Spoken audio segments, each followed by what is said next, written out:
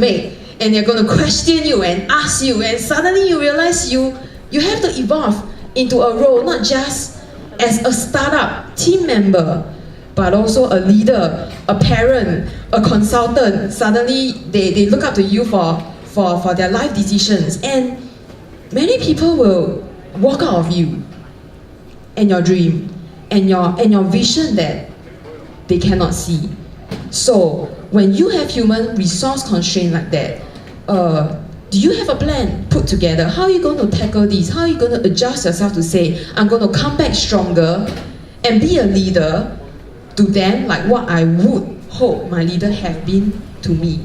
So to me, human resource was a very difficult problem to tackle. We had a team of 30. In the 4th year, we lost almost all of them. I was back to my core team of 5, and I had to confront a real problem that other than making ourselves a good leader, we had to make our core teams good leaders as well. Because if you don't, you will lose all the pipeline under them. And that was the first big mistake that we made in our young entrepreneurship journey, which today I now understand the pain, and I hope you will do it right going forward. The second thing was really about finance constraints. So at this stage, a lot of you will be thinking whether I would have the first sum of money to start up. I actually think that it's not that difficult, the first sum of money to get. If you don't have the money, you work for a few years, you can go and find people who's willing to give you money, and you would somehow be able to put together the first set and the first pot of gold that you need to start a business, because at that point in time, the business is small, you don't need that much. What we didn't realize was that the challenge came as the business grew. Because when the business grew, you started to confront having to hire more people. So you can scream and save on yourself. You can live on $500 a month, but you cannot expect your employees to be taking the same. They have a life. They have people who's willing to pay them $2,000, $3,000, $5,000. So they won't be taking $500 and staying in your team, working for a vision that they cannot see. And that's real. You start to have to confront that. Bring in a brick and mortar businesses. Sometimes we meet very kind people, very kind landlords who give us a chance because we are young. But the reality is that we also meet challenging landlords who want a lot out of us. When you first start up, the landlord suspects whether you're going to make it. And when they start to realize that you make it, they're going to take a lot from you. Every year.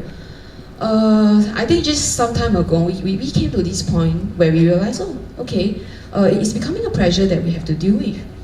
A lot of my competitors respond to the rental pressure by either choosing to give up the business, closing down the branch, or choosing to move, away from the area where they have built up their first set of customers.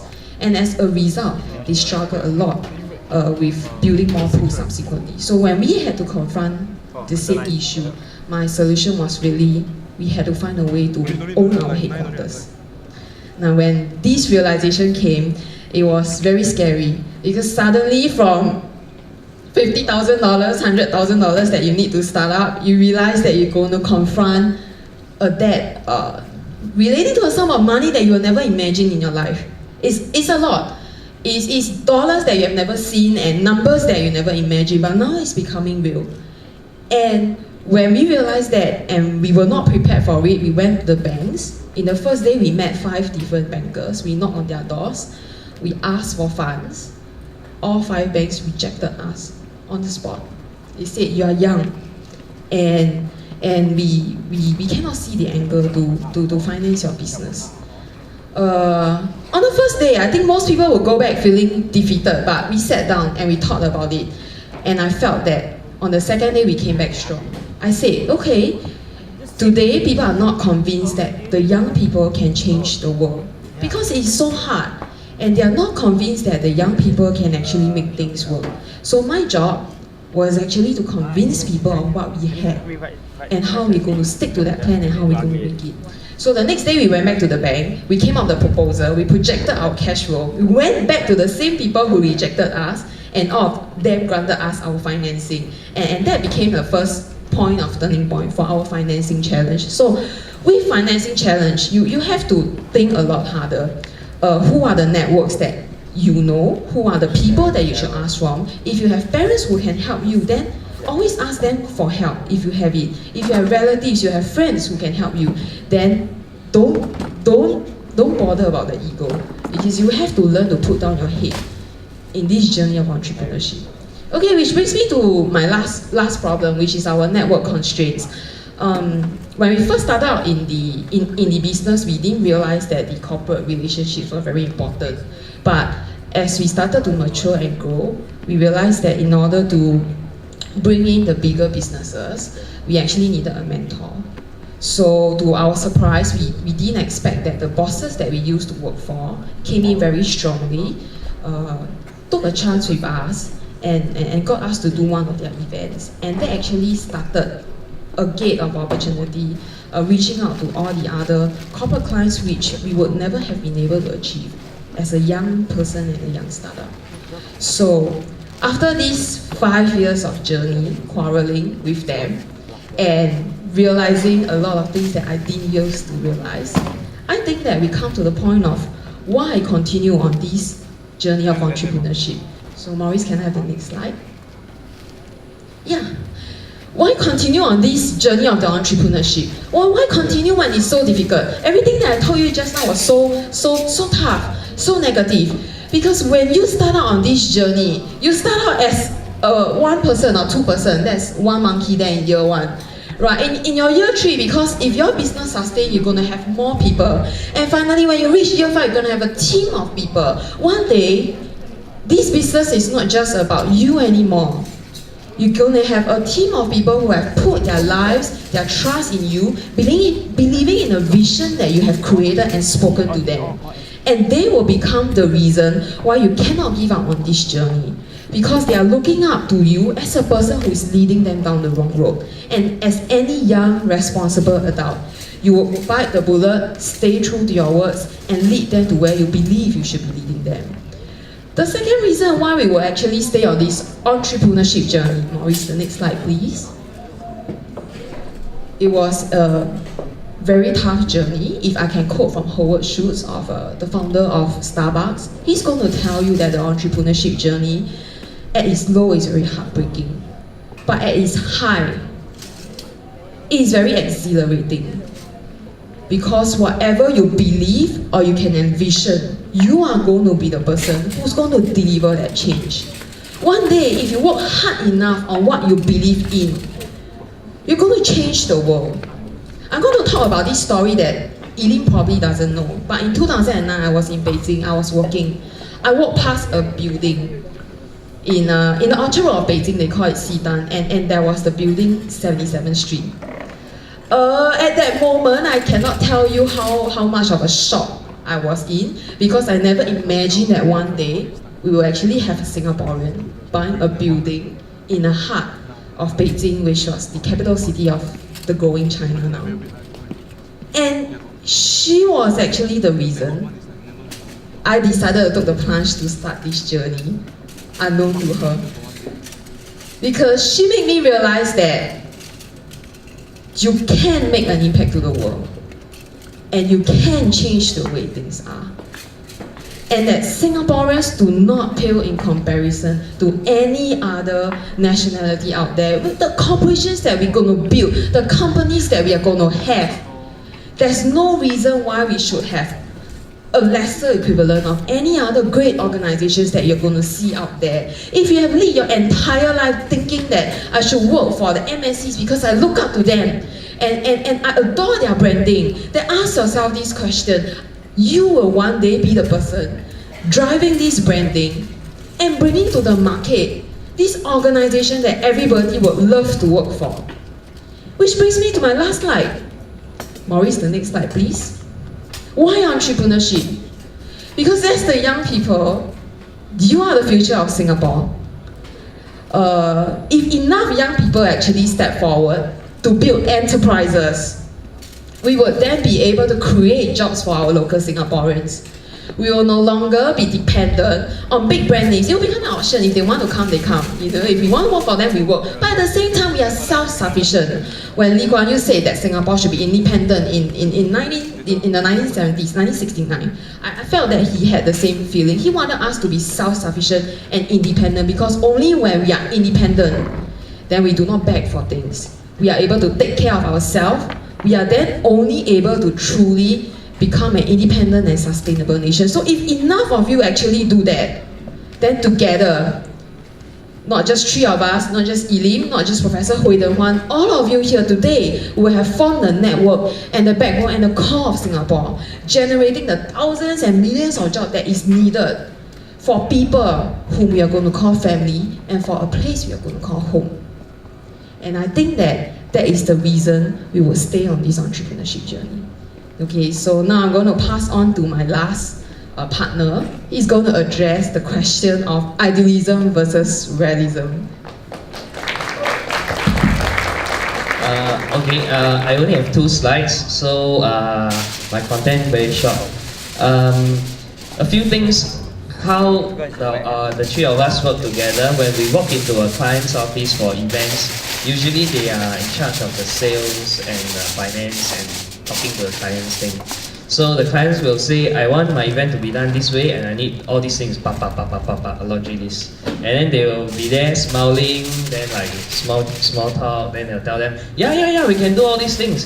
And then after that they'll come back to me and I'll tell them, what the hell, we can't do so many, you know? So then I'll tell them what we cannot do, and then we'll argue, and eventually they will somehow force me to make it happen. Okay, so that's how it works. But so after all the things that they have said, I think it's also important to have some perspective, because a lot of times in entrepreneurship talks, when I get invited and if my partners are not there, I will structure the things that I say on why you shouldn't do it. Okay, it's a very simple rationale, because I realize those people who are going to do it anyway, you will not listen to me. Okay, and if you have a lot of doubt, then you should listen to me. Okay, because that means you may not be thinking about it in the right sense of mind. I talk to a lot of my friends, and sometimes after talks, students come up to me and all these things, and they tell me they want to start their own business. I always ask them why. What is your motivation? What drives you to make that kind of decision? Because it's going to change your life.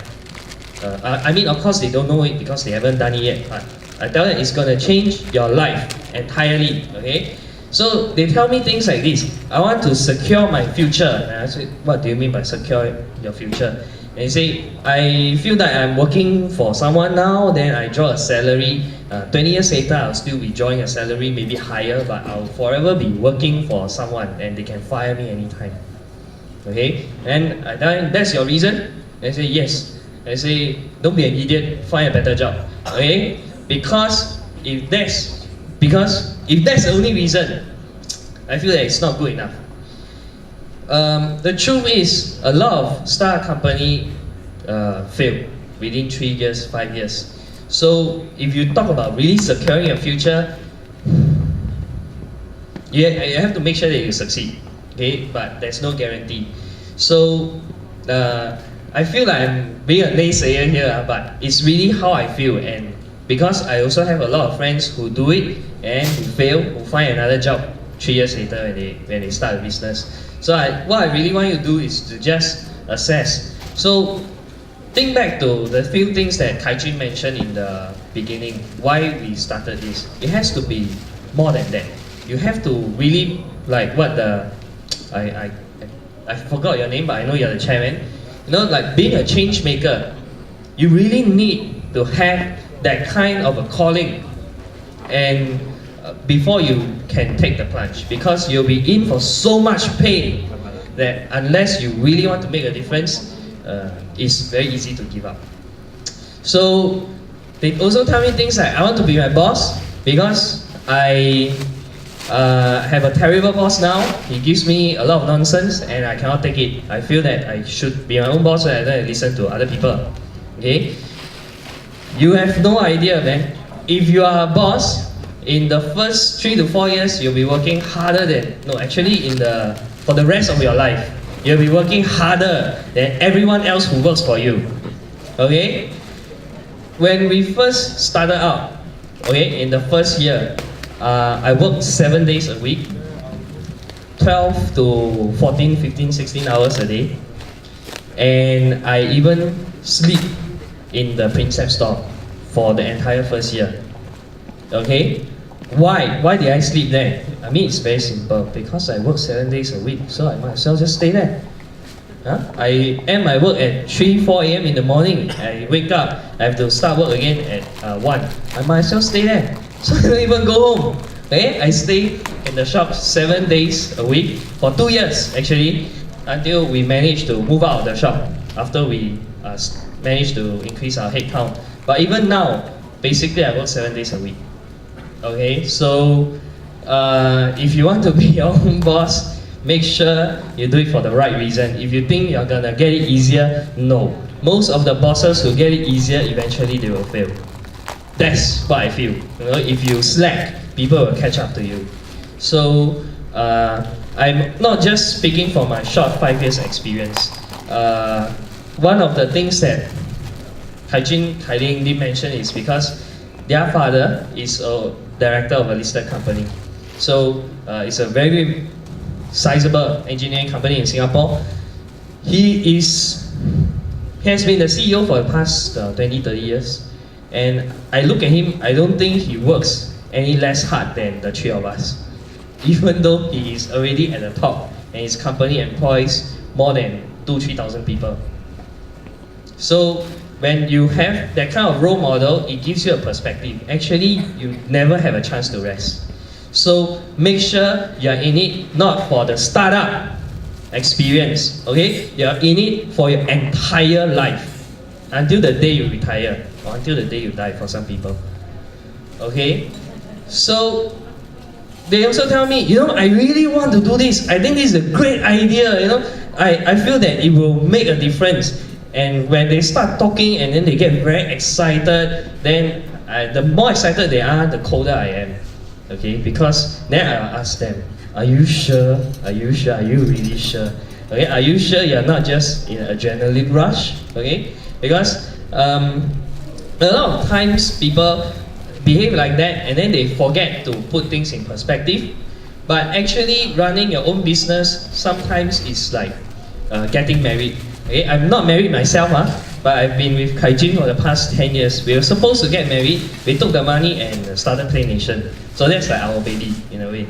Okay, so 10 years down the road, I can tell being with someone, the same person for 10 years, is the same feeling like being in the company for the rest of your life. Okay, you don't feel lust, you don't feel 冲动, you know, I don't know how to put it in English, but you have commitment, okay, because you want to see things through. That is real passion. Not like, yeah, I want to do it, then rush, chiong. All these are adrenaline. If you are acting on those instincts, calm down and think again, okay? So, they tell us also, what do I have to lose? You know, I'm like 30 years old, 28 years old, I have these savings. I throw in my $30,000 savings with another 3 partners, so about $100,000 to start a new business. We try for 3 years. If we fail, then we lose the 90,000. You know, I have nothing to lose. You have everything to lose actually whenever you make a decision like this. You have opportunity cost, you know. In these 3 years, if you are working for someone else, it's not losing 90,000, you make another 90,000, that's actually $180,000 net gone. Okay? Social life, once you make this plunge, you are gonna lose all your friends. Most of them anyway, okay? Because in the first few years, you don't have a chance to go for your social gatherings, meet your friends, at least in the first 2 years. That's what happened to us. Then, even your family relationship gets strained. And sometimes you have to make a lot of sacrifices that you cannot imagine. 2 years ago, my father, he had a stroke out of the blue. It's a minor one, he's recovering now. But he had a stroke on a Friday night. Fridays are when we are the busiest. And that weekend, we had 3 events lined up throughout the entire week.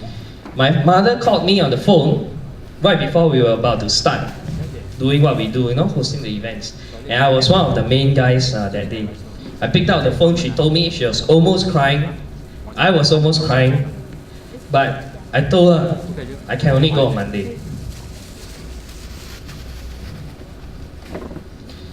these are the kind of things, if it happens, you have no choice.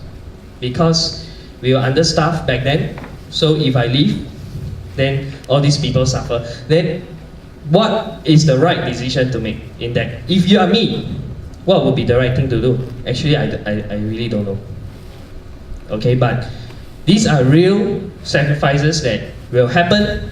You have to make tough decisions for yourself, for your family, and these are also things that you will lose. Okay, sometimes I feel that in the process we become a different human being. So don't underestimate all these things. If you don't have real passion, if you don't have real conviction, all these things are going to wear you down. And so make the decision for the right reasons. So there's about 200 students here. Maybe 10% of you will take the plunge. So 20 people will start their own business. Then another 10% will succeed.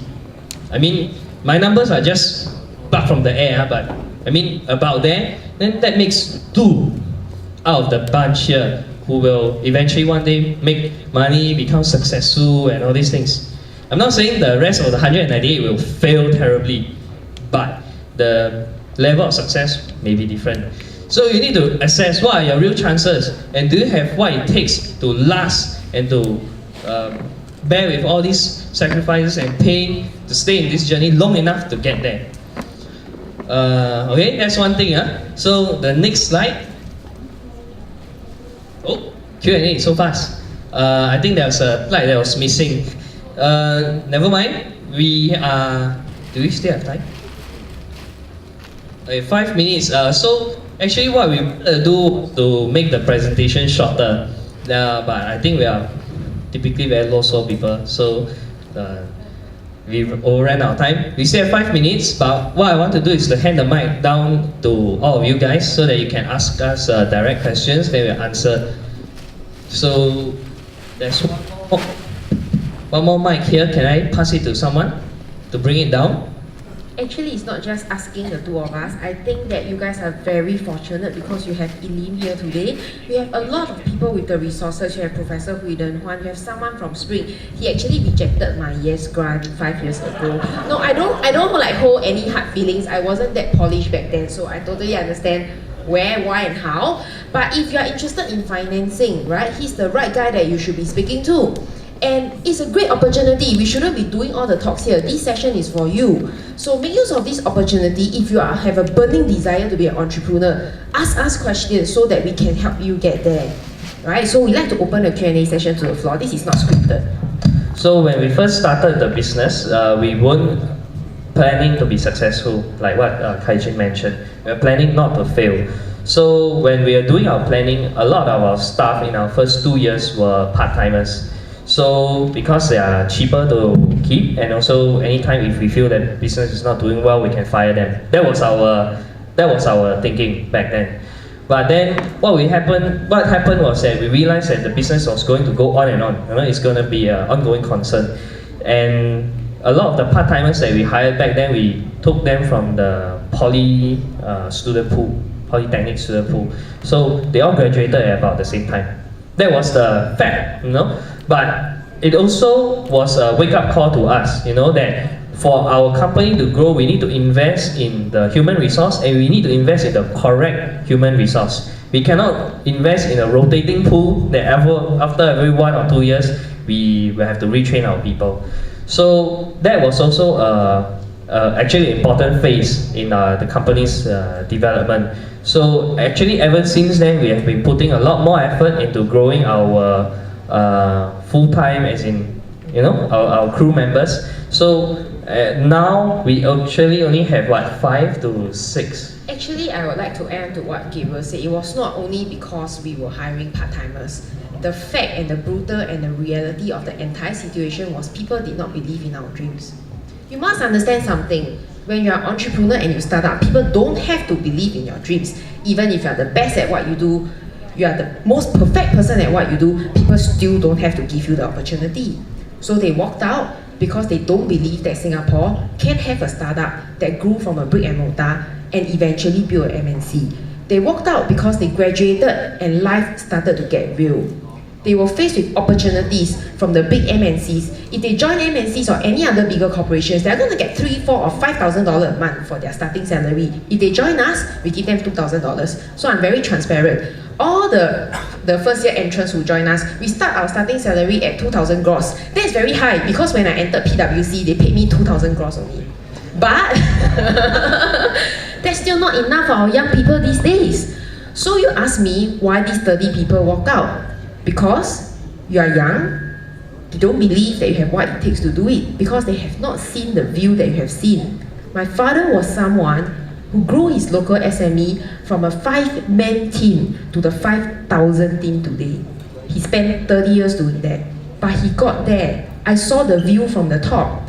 We moved from a rented flat to a 5-room HDB, to a condo, to a landed property, and he is the reason I chose to take this entrepreneurship jump and plunge.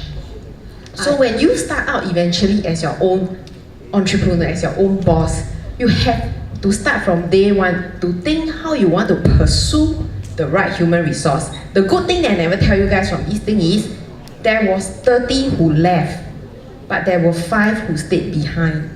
These 5 is now our core team, and today as a team, we are stronger, we are better, we are committed in this for a lifetime. So that's a good thing. Sorry, just one last thing to add. Both of what we said was true. But one of the things that came to my mind as she was saying that is also, as bosses, it is our job not to give up. It is our job not to give up on ourselves, not to give up on our business. It's also our job not to give up on people, because they will keep leaving you for whatever reasons. And sometimes it's very tiring, and you say, why do I spend so much time training those guys when they leave after 1 or 2 years? It's really, really very tiring, okay? But it's our job not to give up. So because once you stop and your human resource quality starts to drop, then your entire baseline falls down. As in the quality of the services, product that a company produce. So we are still learning. So maybe in a few years' time we will have a better system to make this work. But it's also important that if you are the owner, people are going to walk out of you all the time, and it is your job not to give up.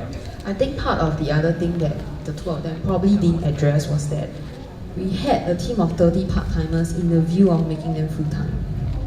Because when we first started out, these were the core team of people that started with us, right? And we really, they were very young. Not all of them came from very good academic backgrounds. So some of them were school dropouts. We also had people from a diverse background. And we felt that there was a lot of potential to convert them into full-timers one day down the road.